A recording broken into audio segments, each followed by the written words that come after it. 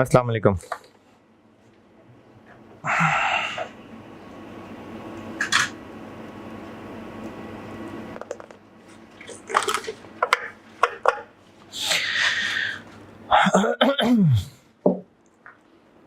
दुरूद शरीफ पढ़ लें।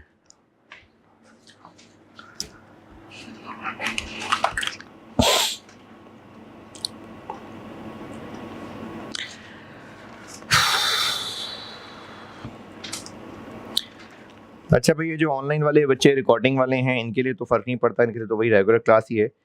हाँ, एक शोर इनको कम ज़रूर लगेगा क्योंकि कैमरामैन को पढ़ा रहा हूँ मैं और एक स्टूडेंट बिठा लिया साथ।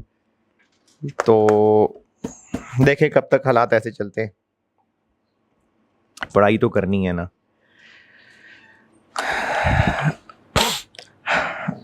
मैंने एक हेडिंग दिलवाई थी और कहा था बाद में समझाऊंगा। Case 1, multiple departments single product. ये जब मैंने ओवरहेड्स की कैलकुलेशन पढ़ानी शुरू की थी ना, और उसमें फिर मल्टीपल डिपार्टमेंट्स पे चला गया था मैं।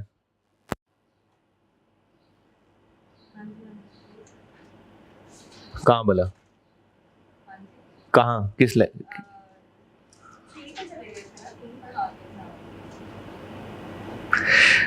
मैंने एक हेडिंग दिलवाई थी, case 1, multiple products, sorry multiple department single product.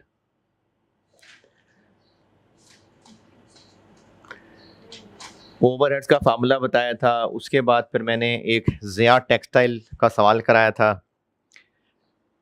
फिर ऑटम 22 का एक सवाल होमवर्क दिया था। उसके बाद फिर मल्टीपल डिपार्टमेंट्स में जब मैं गया था, जिसमें एलोकेशन अपोर्शनमेंट वगैरह सब बताया था, फिर उसका एक सवाल कराया था स्प्रिंग 14। उससे पहले हेडिंग दिलवाई थी एक, case 1, multiple departments single product.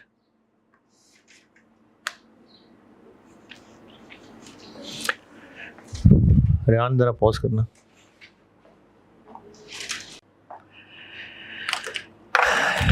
मैंने ना जब ओवरहेड्स ओएआर पढ़ाया था, उसके बाद उसका फार्मूला लिखवा के फिर अपनी तरफ से दो सवाल कराए थे। फिर मैंने एक पास पेपर का सवाल कराया था ज़िया टेक्सटाइल्स के नाम से।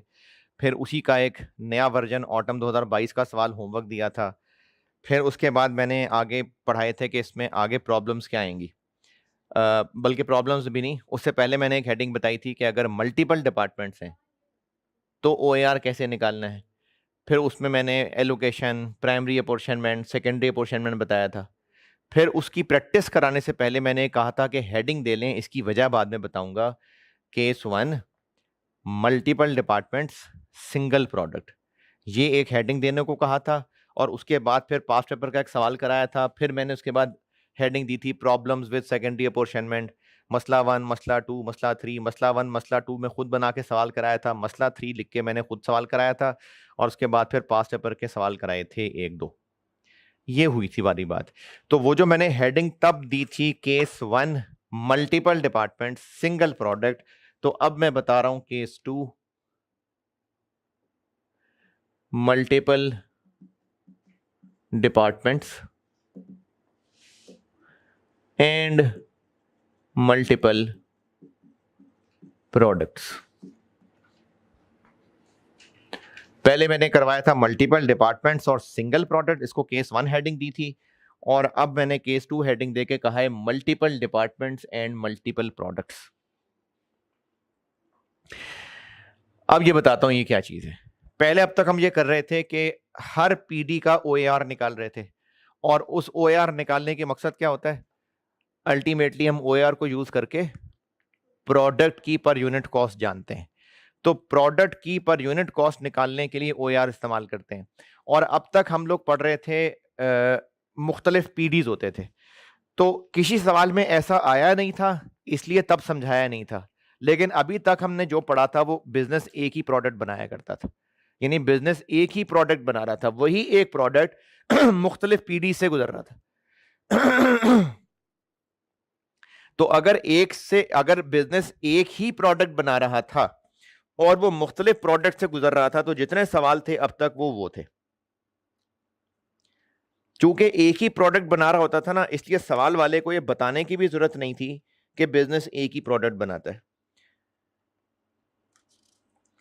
जैसे हमने एक सवाल किया था ऑटम 14, किया नहीं था, दिया था, मैंने होमवर्क दिया था, तो उसमें उसने ऐसी कोई बात ही नहीं की कि एक प्रोडक्ट बनाता है, बस सिर्फ लिखा हुआ था कि 2 पीडीज हैं, 2 एसडीज हैं। इसी तरह से उससे पहले एक सवाल किया था अल्फा लिमिटेड, स्प्रिंग 2014, सबसे पहला सवाल जो पास पेपर का मैंने बोर्ड पे किया था मल्टीपल डिपार्टमेंट्स वाला, वो जिसमें वेयर हाउसिंग कॉस्ट का मसला था। इसमें भी ऐसी उसने कोई बात ही नहीं की थी कि बिजनेस एक प्रोडक्ट बनाता है, क्योंकि जरूरत ही नहीं थी। तो अब तक हम जितने सवाल कर रहे थे उसमें बिजनेस एक ही प्रोडक्ट बनाता था। लेकिन अगर एक से ज्यादा प्रोडक्ट बनाता है और वो एक से ज्यादा प्रोडक्ट्स मल्टीपल डिपार्टमेंट से गुजरते हैं, मिसाल के तौर पे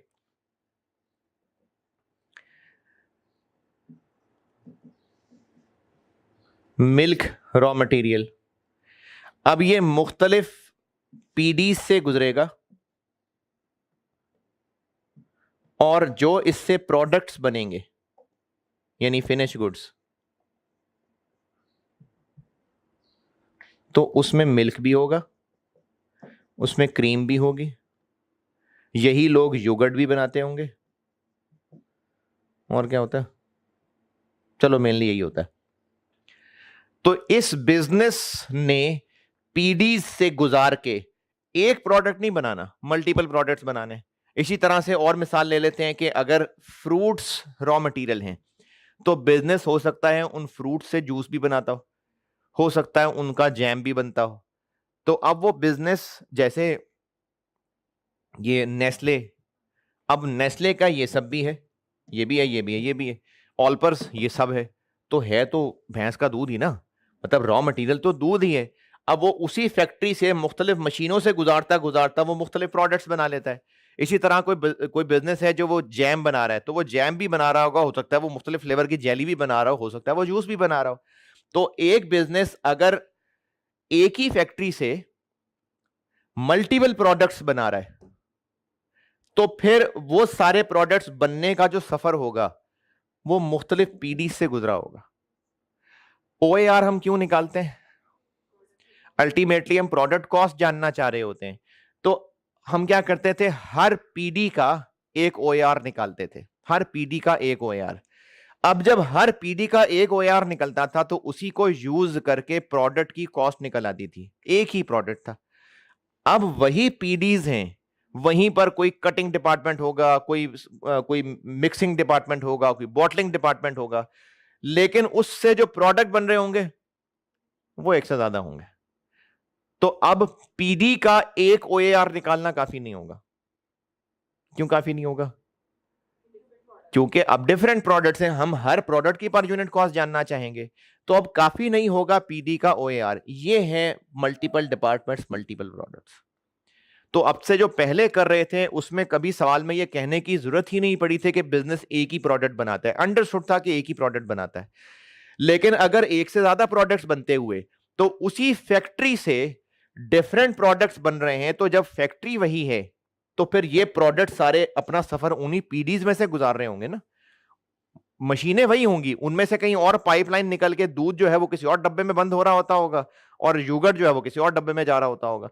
तो उसी फैक्ट्री के पीडीज से मुख्तलिफ प्रोडक्ट्स बन रहे हैं। अब एक ओएआर काफी नहीं होगा, अब एक ओएआर से काम नहीं चलेगा। तो फिर होगा ये कि बिजनेस को इन सब के लिए अलग अलग ओएआर पर यूनिट निकालना पड़ेगा। वो कैसे करना है ये सीखना है। इसको मैंने केस 2 बनाया है। सवाल में कैसे पता चलेगा कि मल्टीपल प्रोडक्ट्स हैं? बताया होगा सवाल के अंदर। जैसे अभी तो मैं खैर अपना सवाल बना के कराता हूं, लेकिन किताब अगर खोल के देख ही लें तो पेज देखें 32, page 32, question number 3, bright limited, पहली line, bright limited is engaged in the manufacturing of two products. अगला पेज देखें इसी के सामने, क्वेश्चन 5, ओमेगा इंडस्ट्रीज, स्प्रिंग 16, पहली ही line, two products alpha and beta. तो सवाल से पता चल जाया करेगा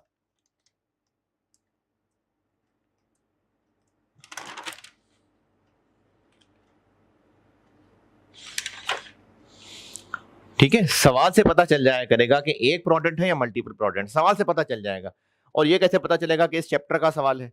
वो मुख्तलिफ डिपार्टमेंट्स आ रहे होंगे, इसके अलावा और होते ही नहीं किसी सवाल में। तो इस सवाल की पहचान करना सवाल एग्जाम में कोई मुश्किल काम नहीं होता, पता चल जाता है। ये कहानी समझ आई जो बता रहा हूं। अब इस कहानी का जवाब क्या है? इस कहानी का जवाब ये है कि जो अब तक, बल्कि नहीं, उससे पहले एक और डायलॉग, चूंकि मल्टीपल प्रोडक्ट्स हैं तो मैनेजमेंट अब एक बात, ओएआर पर यूनिट ही निकालना चाहेगी। पहले तो ओएआर पर आर, पर मशीन आर, कोई भी हो सकता था, अल्टीमेटली उसको प्रोडक्ट से जोड़ ही देते थे। लेकिन अब ओएआर पर आर काफी नहीं होगा, क्योंकि मैनेजमेंट ने उस ओएआर को यूज करना है। तो इसलिए मैनेजमेंट अब जब भी मल्टीपल प्रोडक्ट है, मैनेजमेंट यकीनन ओएआर पर यूनिट तक जाना चाहेगी, और वो भी हर प्रोडक्ट का अलग अलग। तो इसके लिए थोड़ी सी अंग्रेजी बता देता हूं। Since there are multiple products,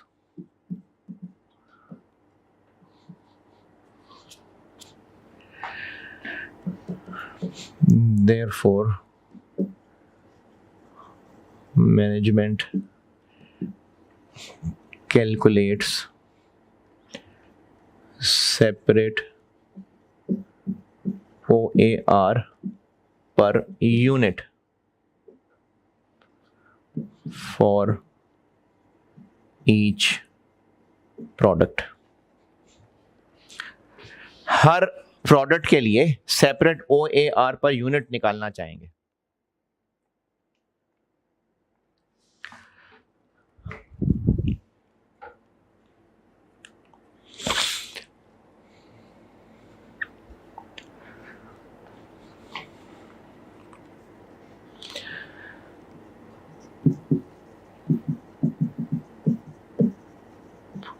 For this purpose,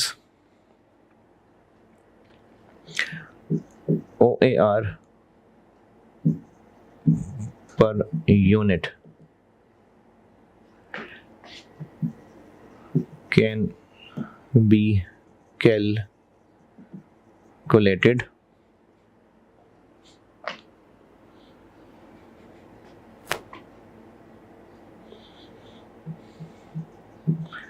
using one of the following methods।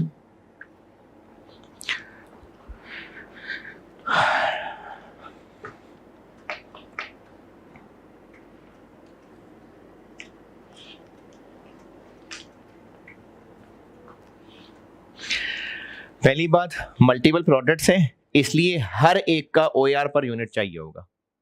अब ओआर पर यूनिट तक पहुंचने के लिए दो तरीके हैं। एक तरीका ये है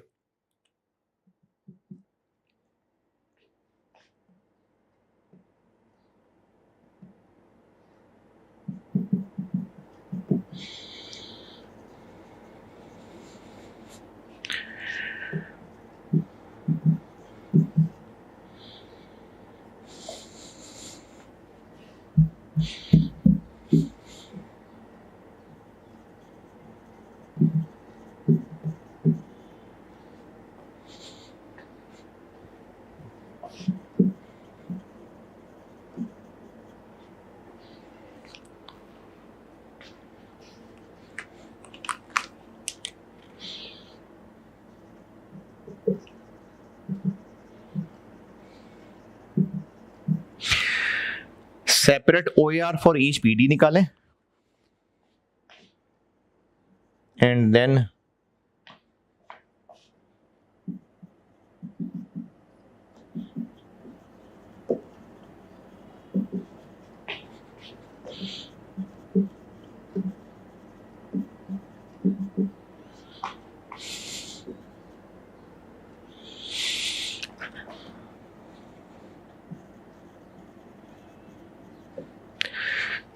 एक तरीका तो ये है कि हर पीडी का ओईआर निकालें जैसे पहले करते थे, और फिर उसको यूज करते हुए हर प्रोडक्ट का ओईआर पर यूनिट निकाल लें। सवाल के साथ समझाता हूं कैसे। और दूसरा तरीका ये है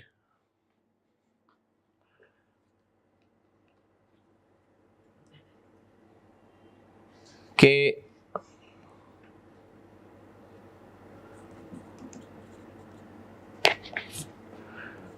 apportion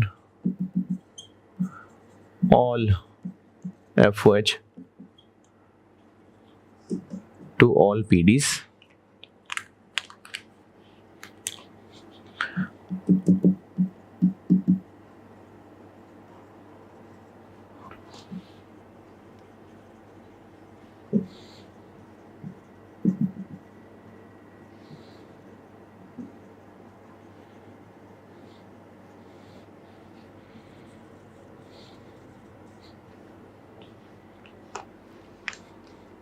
अच्छा, ये जो मैं दोनों बातें लिख रहा हूं ना, ये मैं आपको एक सवाल के साथ समझाता हूं। अभी लिख लें, अगर लिख के कुछ थोड़ी बहुत अंग्रेजी समझ आ रही है क्या है तो ठीक है, नहीं तो मैं आपको एक सवाल कराता हूं, उससे दोनों बातें समझाता हूं।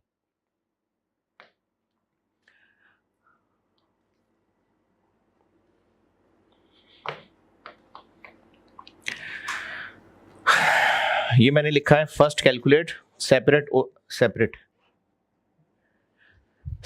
OAR for each PD. First calculate separate OAR for each PD जैसे पहले सीखा है, and then use it to determine OAR per unit for each product. और दूसरा तरीका ये है कि हर PD का OAR कैसे निकालते थे, प्राइमरी अपोर्शनमेंट, सेकेंडरी अपोर्शनमेंट, फिर हर PD में ओवरहेड्स आ जाते थे, वो थे उसके OAR का न्यूमरेटर, फिर उसके अपने बेस से डिवाइड करके OAR निकलता था। यहां पर उससे ऊपर बस न्यूमरेटर तक पहुंचना है। अभी OAR नहीं निकला, अभी सिर्फ न्यूमरेटर तक पहुंचे, यानी ये जो हम लोग प्राइमरी सेकेंडरी अपोर्शनमेंट करते थे वहां तक पहुंच गए। बस आखिरी काम वो जो बेस से डिवाइड करके वो जो आखिरी 2 लाइनें थी उससे ऊपर तक बस। अभी OAR नहीं निकाला, अभी उससे जस्ट ऊपर क्या काम किया है कि सारे खर्चे जैसे कॉलम में बांटते थे बांट दिए, सेकेंडरी अपोर्शनमेंट भी कर दी, सारे पीडीज के अंदर ओवरहेड सिमट आए। अब सिर्फ पहले किए हुए सवालों में से 2 लाइनें रह गई थी, बेस लिख के OAR निकालना था, वो 2 रहने दें। अभी सिर्फ पीडीज तक हमने ओवरहेड्स बांट लिए। अब क्या करें,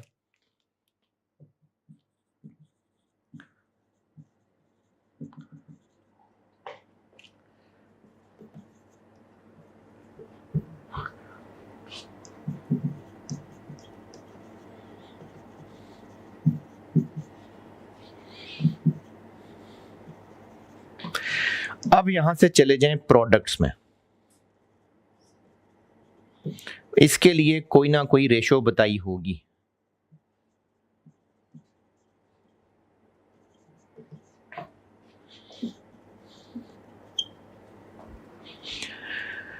पीडीज तक पहुंचे जैसे पहले पहुंचते थे, अब सिर्फ OAR निकालना रह गया। अब क्या हुआ कि हर पीडी में खर्चे आए हुए हैं, अब उन खर्चों को प्रोडक्ट वाइज तोड़ लें, और अब जब सारे खर्चे प्रोडक्ट वाइज टूट गए तो अब हर प्रोडक्ट का अपना OAR निकल आएगा।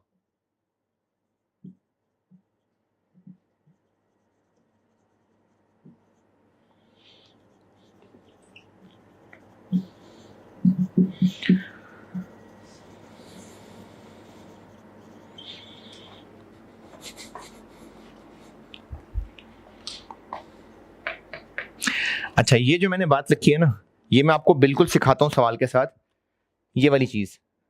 अभी मैं आपको सिर्फ ये इस तरह की एक टेढ़ी मेढ़ी डायग्राम बना के बता रहा हूं, समझ आ गया तो ठीक है, नहीं तो खैर है, अभी सवाल के साथ बता दूंगा।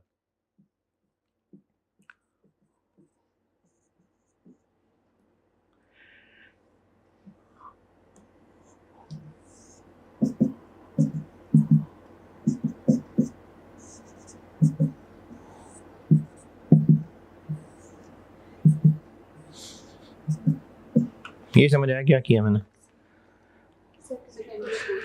हम यहां तक पहुंच गए, इसके बाद सिर्फ हर पीडी का ओएआर निकलना रह जाता था ना। अब हमने इसको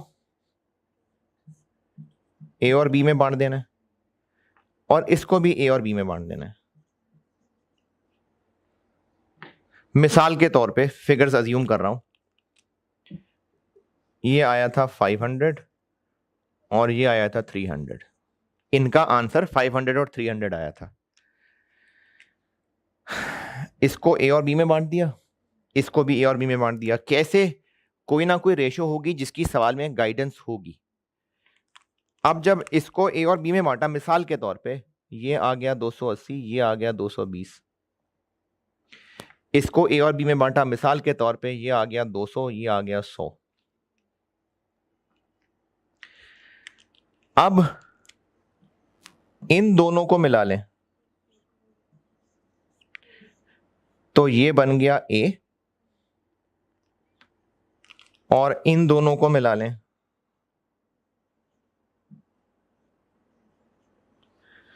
ये बन गया बी। नहीं समझ आई? ये 800 था ना, और ये सारा भी 800 ही था। ये तो इधर उधर होके सब अब सिमट के इधर आ जाता है। अब इस 800 को क्या किया, ये ए और बी में बंट गया। अब ए का ओआर पर यूनिट कैसे निकलेगा? इसको ए के budgeted OR per unit, budgeted unit से डिवाइड कर देंगे। ओआर बी का कैसे निकलेगा? इसको बजटेड प्रोडक्शन यूनिट से डिवाइड कर देंगे। तो जो अब तक मेहनत कर रहे थे सब वैसे ही होगी, बस वो जो पीडी का ओआर निकलता था उससे जस्ट पहले फिर रुक जाएंगे और फिर इसको हम ए और बी में बांटेंगे। कैसे बांटना है? होगी कोई ना कोई रेशो। और जब ए और बी में बांट देंगे तो ए का टोटल हिस्सा अब ये ए का ओआर निकालने का न्यूमरेटर हो गया, और बी का अब ये बी का ओआर निकालने का न्यूमरेटर हो गया। तो अब हम लोग ए और बी का ओआर निकाल लेंगे। ये मैंने ये वाली कहानी लिखी है।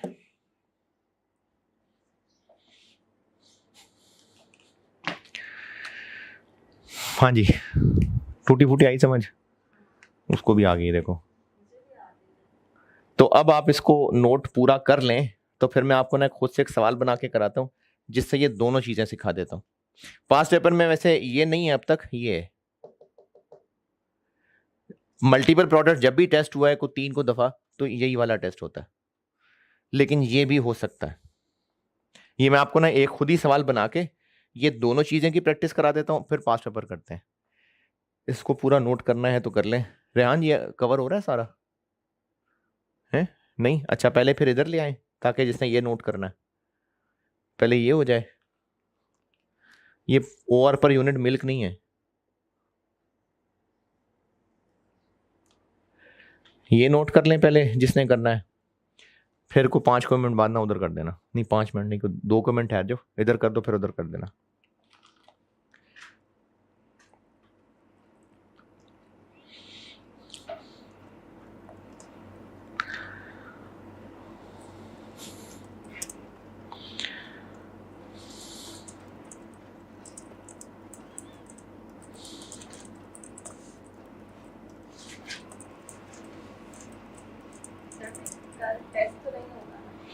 नहीं टेस्ट फिर नहीं होगा। ये ऑनलाइन रिकॉर्डिंग वालों के लिए भी टेस्ट नहीं, ऑनलाइन वालों के लिए तो कर ही दूंगा, ये फिजिकल वालों के लिए नहीं है फिर जाहिर है। अच्छा, ऑनलाइन वालों का भी देखता हूँ, वो चूंकि दोनों का इकट्ठा ही करता हूँ ना, तो इसलिए मैं अभी कंफर्म नहीं कह रहा कि ऑनलाइन वालों का टेस्ट कल अपलोड करूंगा कि नहीं करूंगा, देखूंगा। कर दिया तो बता दूंगा, बल्कि रहने दें, फिर ओवरहेड्स पूरा कर लूं फिर कर लेंगे। ओवरहेड्स पूरा करने के बाद टेस्ट होगा इसका।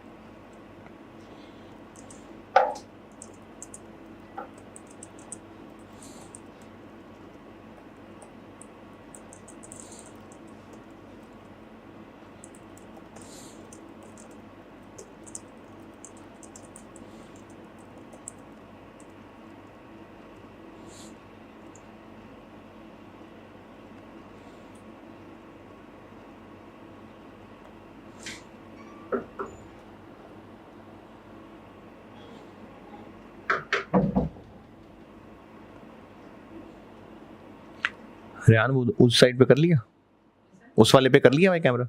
ठीक।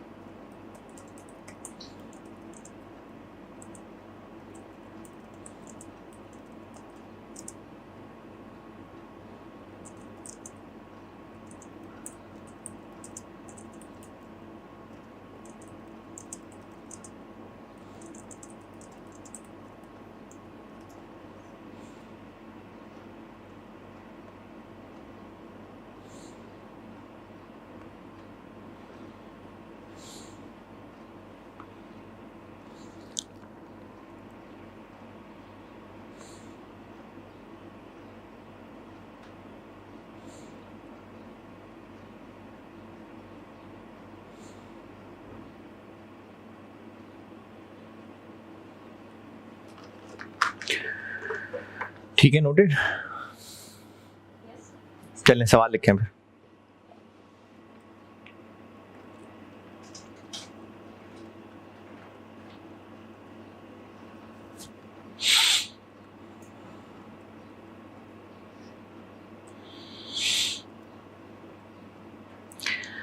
Total budgeted overheads, total budgeted overheads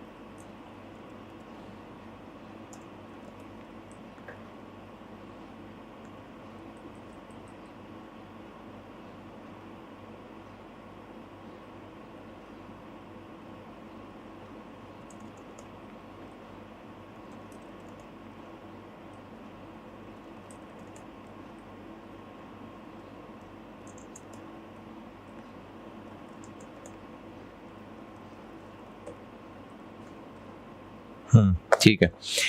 budgeted overheads, total नहीं, बस budgeted overheads. Indirect labour 80,000, 80,000।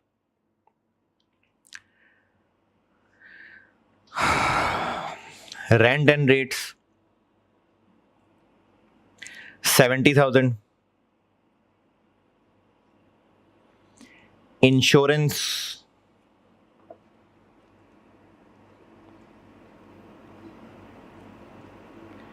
Of factory assets 50,000। Power 120,000। और डेप्रिसिएशन 1,00,000। रिपीट कर रहा हूं, indirect labour 80,000, rent and rate 70,000, insurance of factory assets 50,000, power 120,000 और डेप्रिसिएशन 1,00,000। टोटल देखें क्या बना।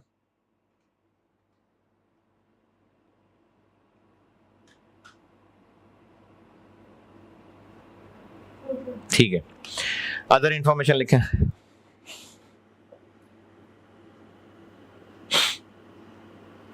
अच्छा, अदर इंफॉर्मेशन में अब PD1, PD2 और SD,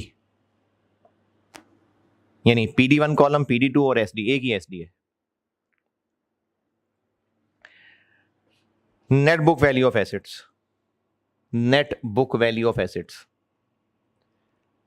PD1 में 550,000, PD2 में 400,000, 4,00,000 और SD में 50,000।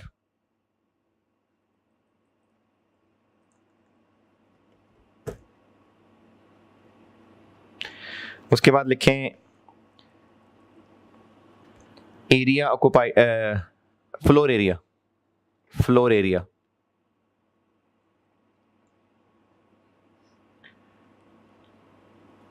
PD1 में 400 स्क्वायर यार्ड्स, स्क्वायर यार्ड्स हैं ये 400, PD2 में 500 और SD में 100।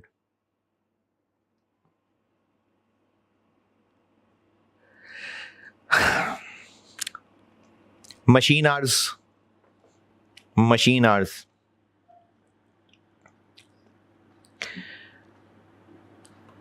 PD1 में 4,500 और जी 4,500, 4,500 और PD2 में 5,500, 5,500।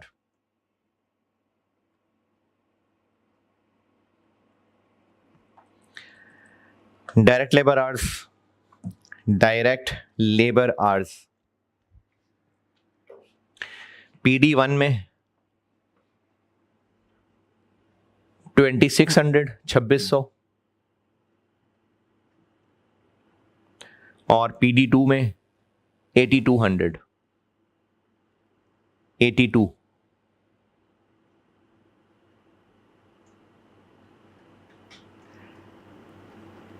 चलें, ये PD1, PD2, SD की इंफॉर्मेशन हो गई। उसके बाद लिखें, अच्छा अब ये अलग से बात है, अब ये PDs की बात नहीं है, अलग से अंग्रेजी है।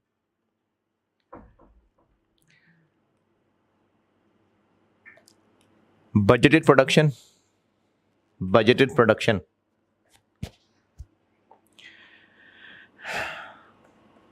प्रोडक्ट A 1,500 यूनिट्स और प्रोडक्ट B 2,400 यूनिट्स।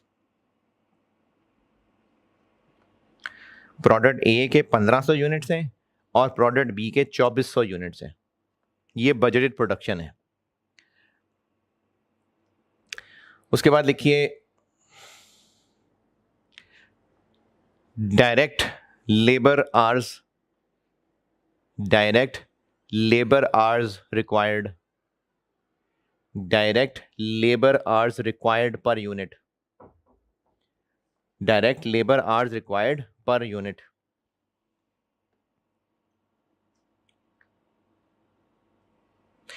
प्रोडक्ट ए के लिए 4 और प्रोडक्ट बी के लिए 2।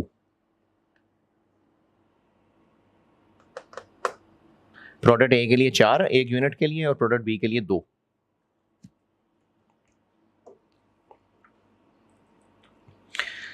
उसके बाद लिखिए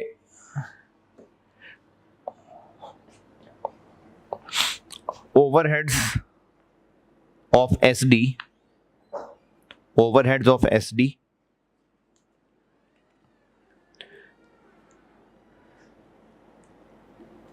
are to be apportioned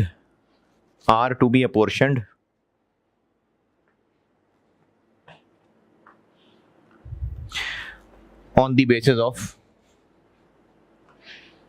machine hours for secondary apportionment। यानी जब पीडीज में सेकेंडरी अपॉर्शनमेंट करनी है तो एसडी को मशीन आवर्स की रेशियो में बांटना है।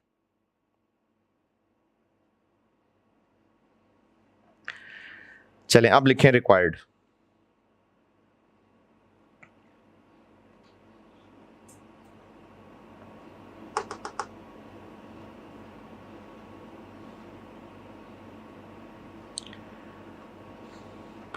Required number A, required A.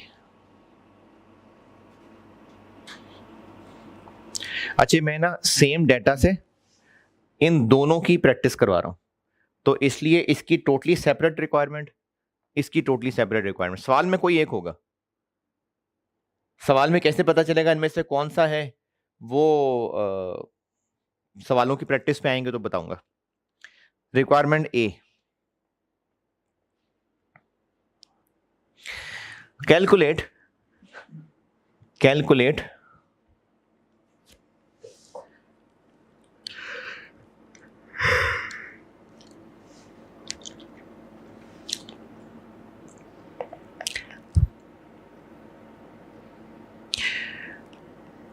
OAR, calculate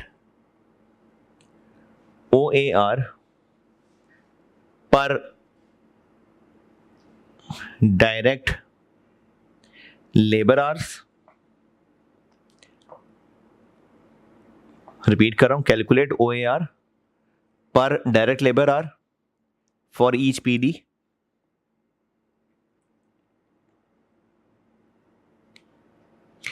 and then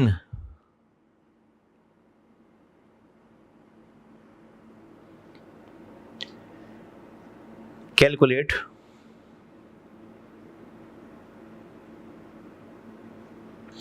OAR per unit, then calculate OAR per unit for each product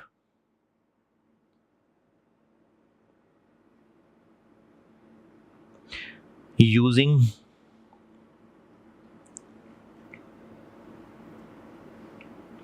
department wise OAR, using department wise OAR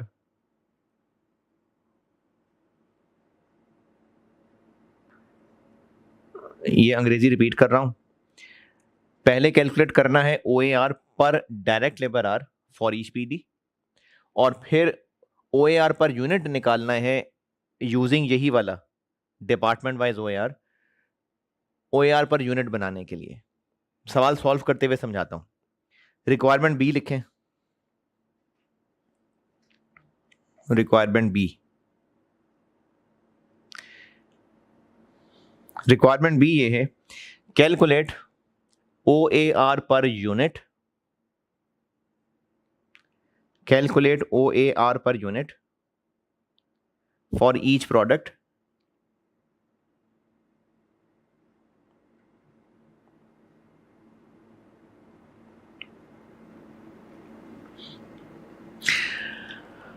after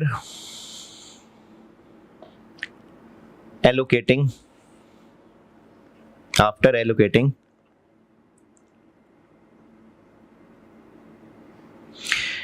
overheads of production departments after allocating overheads of production departments as follows.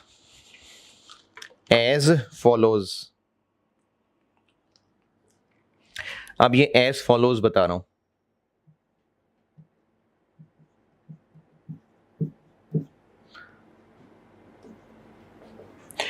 कि PD1 को 40% ए में और 60% B में बांट दें, और PD2 को 30% ए में और 70% बी में बांट दें।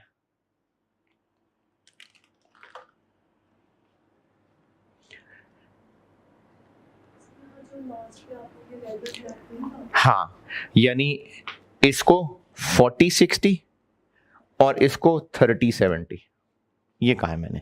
अब इसको मैं सॉल्व करता हूं, फिर इसको मैं ये दोनों रिक्वायरमेंट्स को ना दोबारा से समझाता हूं।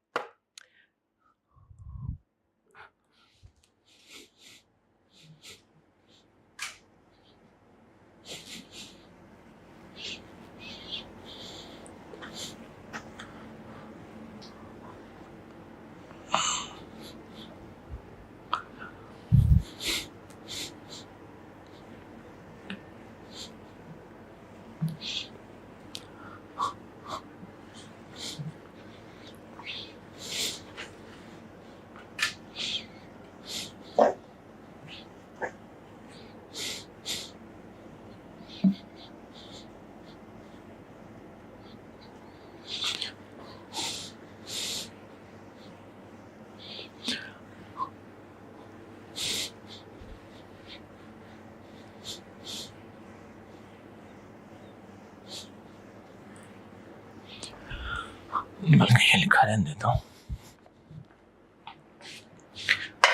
अच्छा, पहले मैं कर रहा हूं पार्ट ए।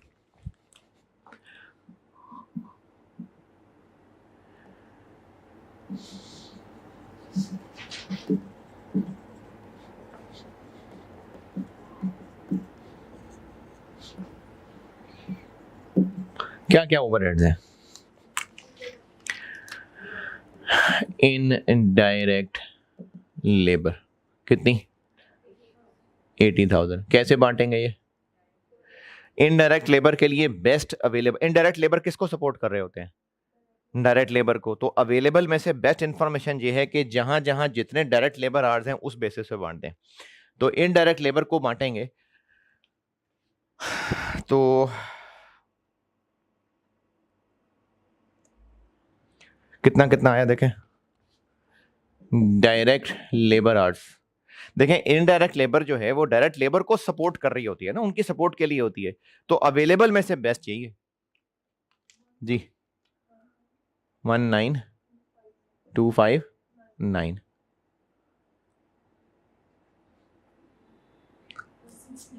60741।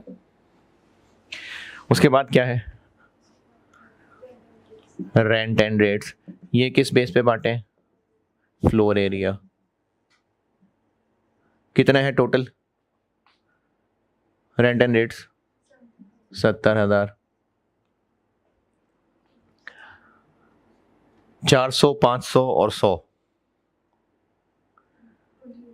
28,000, 35,000 और 7,000, है ना। उसके बाद क्या है? एसेट्स की इंश्योरेंस है। अच्छा, इंश्योरेंस वालों को प्रीमियम पे किया जाता है और इंश्योरेंस वाले इसके बदले में क्या वादा कर लेते हैं कि अगर एसेट को नुकसान पहुंचा तो हम पूरा करके देंगे। इंश्योरेंस वाले जो पैसे लेंगे प्रीमियम, जितना महंगा एसेट होगा उसके लिए उतना ज्यादा प्रीमियम लेंगे या जितना ज्यादा चलेगा उसके लिए उतना ज्यादा प्रीमियम? इंश्योरेंस वालों ने कुछ प्रीमियम लेना होता है और ये वादा हो जाता है कि अगर जैसे गाड़ी है तो गाड़ी की इंश्योरेंस करवाई, अब उस गाड़ी का इंश्योरेंस वालों ने साल का प्रीमियम लेना है, तो उन्होंने कहना है कि साल के दौरान गाड़ी को जो नुकसान पहुंचा तो हम अपनी जेब से भरेंगे। तो चाहे वो गाड़ी कल्टस हो चाहे BMW हो, जितनी ज्यादा महंगी गाड़ी होगी वो उतने ज्यादा प्रीमियम लेंगे ना, क्योंकि वो हमारे एसेट की वैल्यू को सिक्योर करके दे रहे हैं। तो इंश्योरेंस का ताल्लुक होता है एसेट्स की वैल्यू से। जितने ज्यादा, जैसे डेप्रीसिएशन का ताल्लुक किससे? एसेट्स की वैल्यू से। बिल्कुल इसी तरह इंश्योरेंस का ताल्लुक भी एसेट की वैल्यू से। तो इंश्योरेंस को बांटेंगे किस बेस पे? नेट बुक वैल्यू की बेस पे। टोटल कितना है?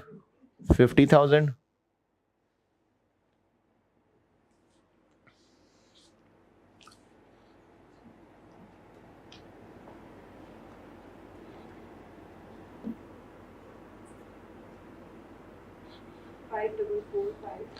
फाइव डबल फोर फाइव नहीं,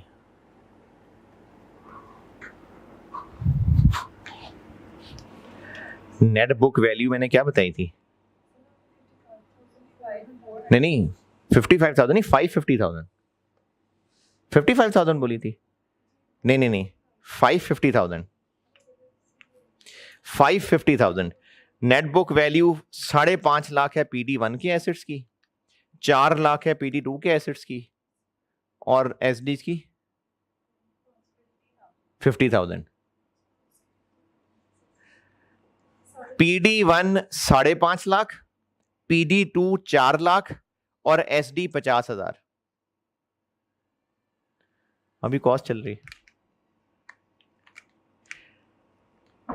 5.5 लाख PD1, 4 लाख PD2 और 50,000 SD।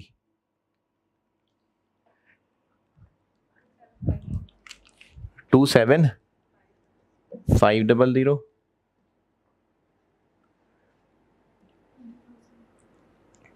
बैठ जाओ। हाँ जी, 20,000, 2,500। आगे पावर अवेलेबल में से क्या बेस्ट है? Machine hours. टोटल कितना? 120। बांटे मशीन आवर्स में। 54,000, 66,000।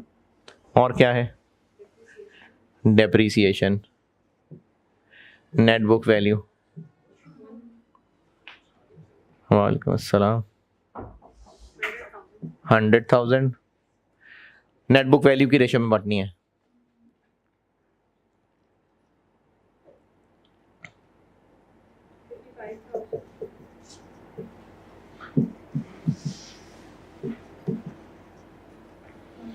और बस, तो ये बन गया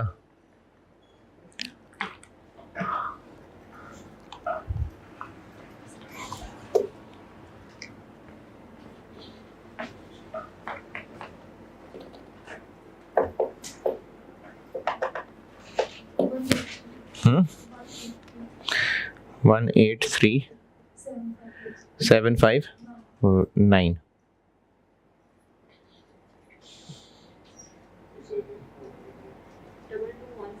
221 1।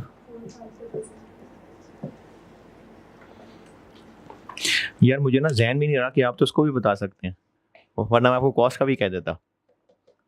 मैंने आपकी शक्ल देख के FR2 कहा था। ये कॉस्ट तो बस खत्म कर रहा हूँ। R1 करा दी।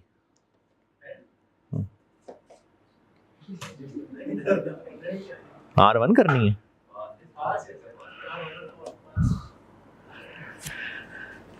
सेकेंडरी अपोर्शनमेंट के लिए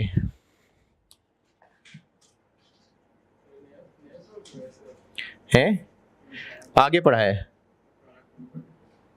यानी आगे पढ़ा है, वो मल्टीपल प्रोडक्ट्स कराएं। अब सेकेंडरी अपोर्शनमेंट के लिए एसडीज को बांटना है किस रेशो में?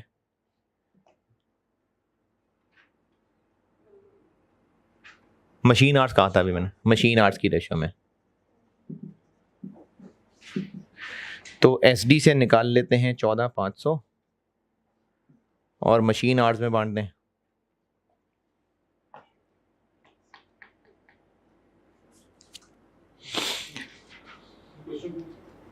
खुद ही लिखवाया मैंने।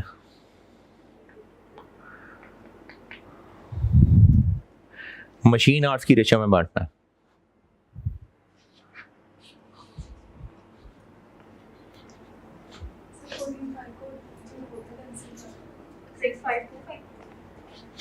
सिक्स फाइव 25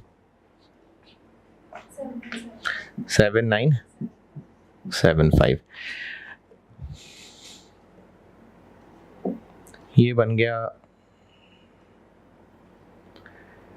190284 और 22।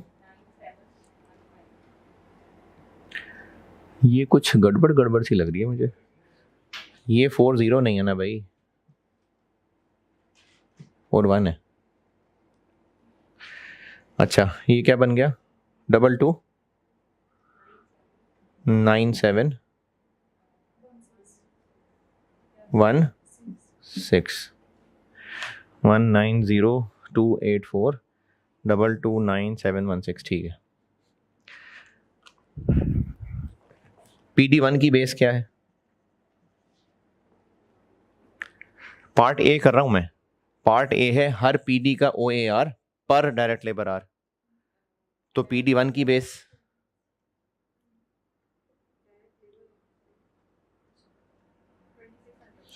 2600 आवर्स और 8200 आवर्स।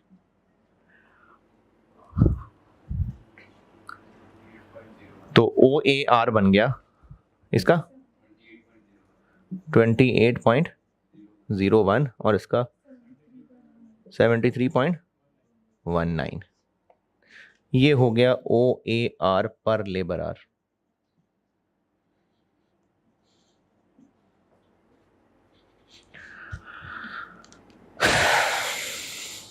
ये वो है जो अब तक कर रहे थे, हर PD का OAR।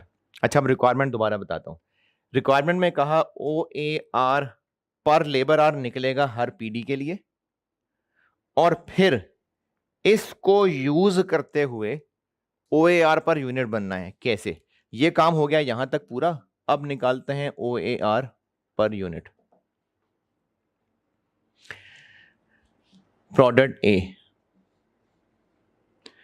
प्रोडक्ट ए के लिए PD1 का OAR कितना? पॉइंट।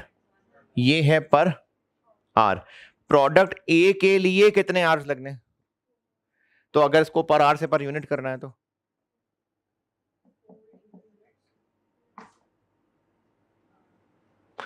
और PD2 में OAR कितना?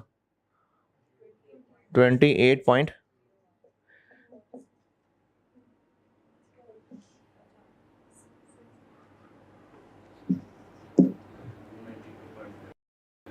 2.76 1120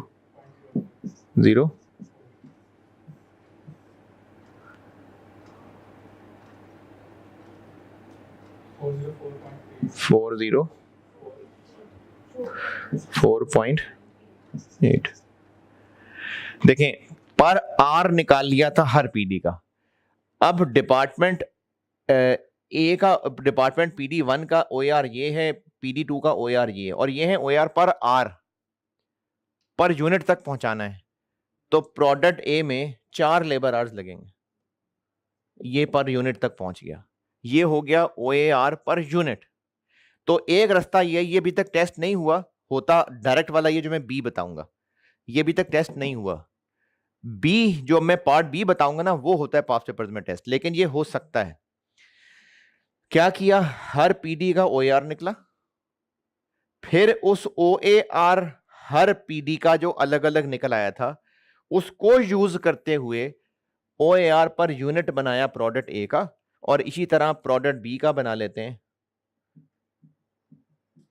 73.19 इंटू एक यूनिट बी के लिए कितने लेबर आवर्स? 2।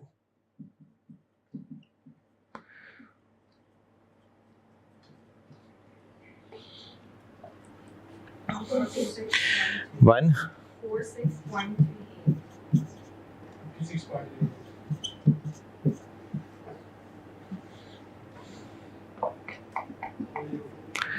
202.4।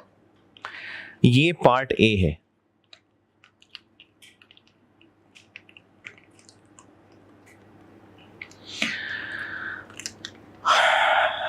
अच्छा, अगला लेक्चर, अभी तो मैं पार्ट बी करके इसको खत्म करता हूं। अगला लेक्चर जब शुरू करूंगा ना, तो OAR कैलकुलेशन बहुत है। फिर मैं इस चैप्टर के दूसरे हिस्से पे ले जाऊंगा कि हम साल के एंड पे आ गए हुए हैं, तो मैं ना एक रीकैप दे दूंगा सारा, क्योंकि बहुत सारे केसेस फैल गए ना, तो मैं एक रीकैप दे दूंगा कि OAR में हमने क्या क्या किया है। तो उसके लिए बेहतर ये होगा कि आप अगला चैप्टर, अगला लेक्चर लगाने से पहले, कल ही अगला लेक्चर लगाने से पहले ना, तो वो सारे पेजेस जरा एक बार नजर से गुजार लेना कि हमने क्या किया अब तक। तो मैं उसको एक रीकैप दूंगा, ताकि OAR कंप्लीट करूं तो उसकी एक कंप्लीट पिक्चर रीकैप दे दूं। पार्ट ए में ये किया है कि हर पीडी का OAR निकला जैसे अब तक पहले पढ़ रहे थे। अभी तक हमने जो पढ़ा था ना, वो यही पढ़ा था। अब मैंने सिर्फ नया काम ये किया है कि हर पीडी का OAR से हमारा काम काफी पर्पस पूरा नहीं हो रहा। हमें हर प्रोडक्ट अलग अलग होने की वजह से OAR per unit of each product भी निकालना पड़ेगा। तो उस लेबर आर वाले OAR से पर यूनिट तक पहुंचे, पर आर से पर यूनिट बनाया है। एक है तरीका ये, और सवाल वाला आपको क्लियरली बताएगा अगर ये वाला तरीका हुआ। ये वाला कौन सा, कि पीडी के OAR को यूज करते हुए प्रोडक्ट वाइज OAR तक पहुंचना है। ये सवाल में क्लियरली पता चलेगा अगर टेस्ट हुआ तो।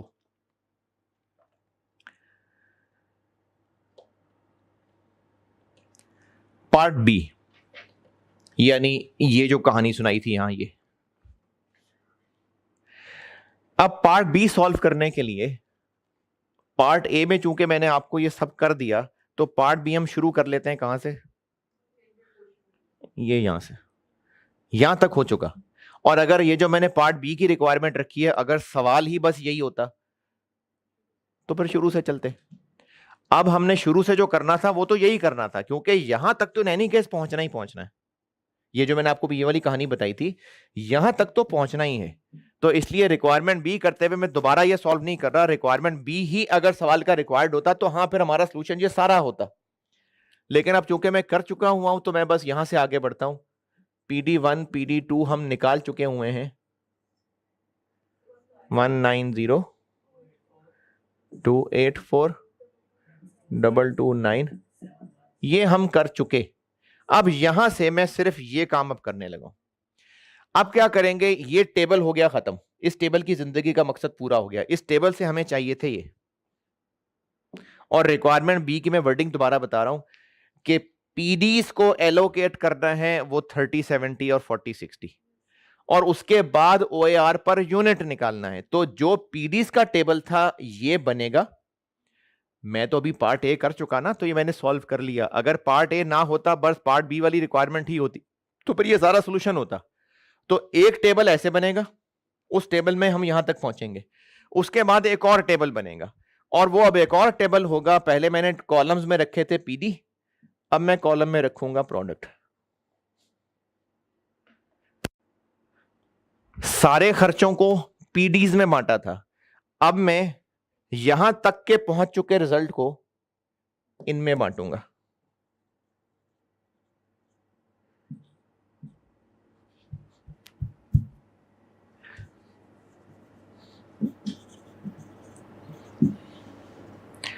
पहले मैंने पीडीज के कॉलम बनाए थे, क्योंकि खर्चों का टोटल इस बेस पे पीडीज में बांटना था। अब यहां तक पहुंचने के बाद इस रिजल्ट को ए और बी में बांटना है। तो अब मैं एक और टेबल बनाऊंगा, और उसमें अब मैं कॉलम में ए और बी लिखूंगा। PD1 कितना है जो मैंने ए और बी में बांटना है? 190,284, और किस बेस पे बांटना है? 40, 60। ये मैंने बताई है 40, 60 बांटे। 7, 6, 1, 1।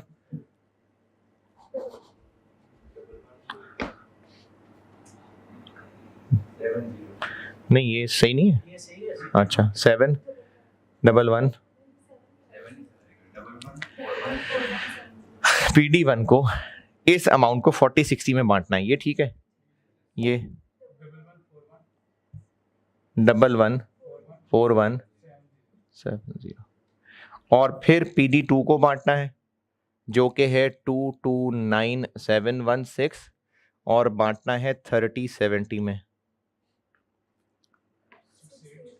68915616160801। अब ये हमारा A और B के अंदर बंट के पहुंच गया।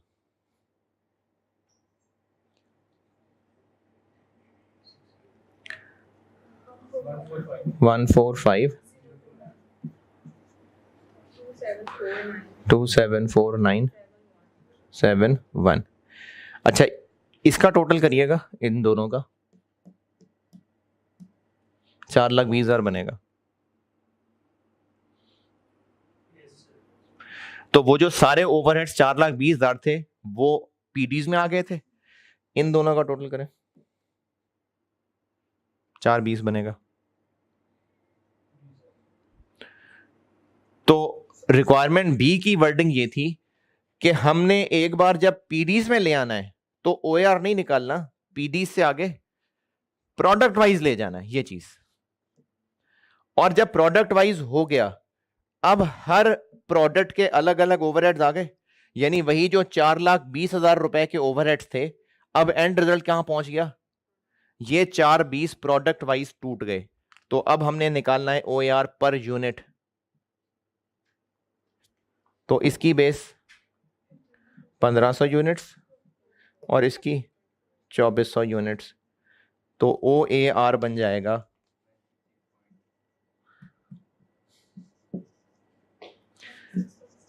96.69 114.6। बस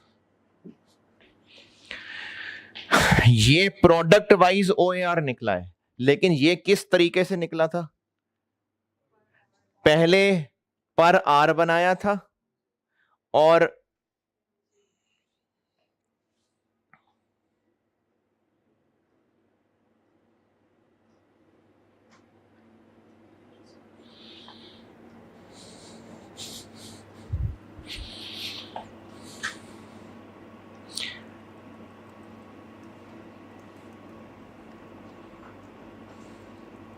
हाँ जी, पहले पर लेबर आर बनाया था, उसके बाद उसको पर यूनिट में कन्वर्ट किया था।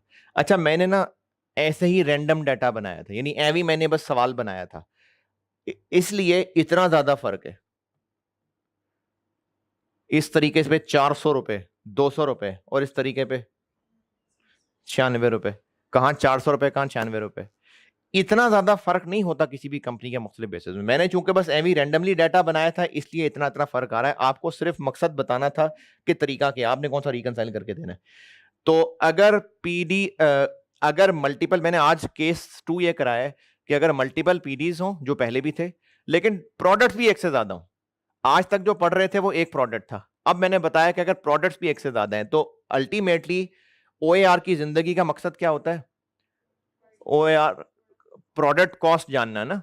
तो अभी तक एक यूनिट ही होता, एक प्रोडक्ट होता था। अब अगर मल्टीपल प्रोडक्ट्स हैं तो हमें हर एक का अलग अलग ओएआर पर यूनिट जानना होगा। इसके दो तरीके हैं। पहले जैसे पीडी का ओएआर निकालते थे वहां तक पहुंचे, फिर उस ओएआर को यूज करते हुए पर यूनिट ओएआर बना लें, एक ये तरीका है, लेकिन ये अभी तक टेस्ट इससे नहीं हुआ।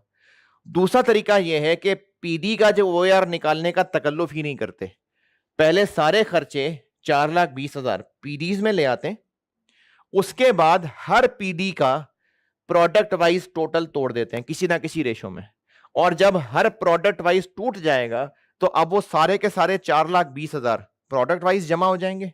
तो अब ओएआर पर यूनिट निकल आएगा हर प्रोडक्ट का। ये है मल्टीपल डिपार्टमेंट्स और मल्टीपल प्रोडक्ट्स।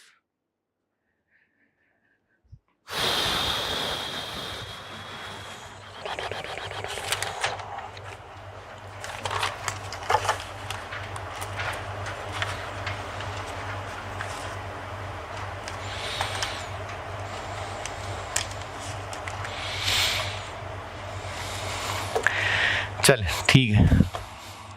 अल्लाह हाफ़िज़।